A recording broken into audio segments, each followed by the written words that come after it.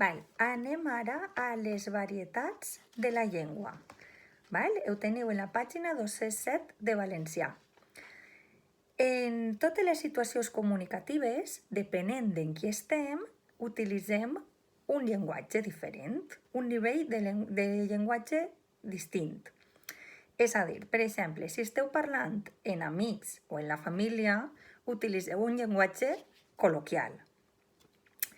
En els mitjans de comunicació, és a dir, en la tele o en l'escola, s'utilitza el llenguatge estàndard, val? Que entenem tots, però que no és tan amistós. En una explicació no estàs dient tio, col·lega, val?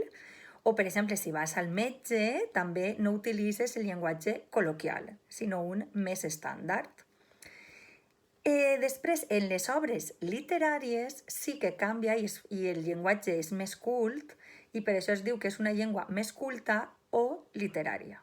Això ja ho hem donat moltes voltes, és a dir, depenent d'en qui parleu, s'utilitza un tipus de llenguatge.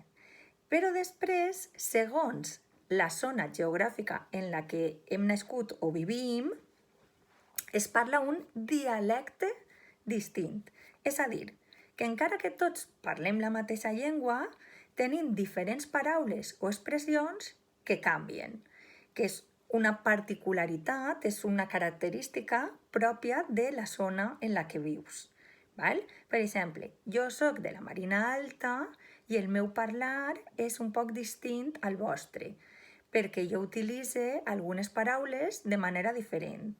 Per exemple, jo utilitzo, si vaig a comprar una pebrera i no pimentó, com dieu vosaltres, però mos entenem perfectament. Són diferents paraules o expressions que utilitzem de manera distinta, però que totes són vàlides i correctes.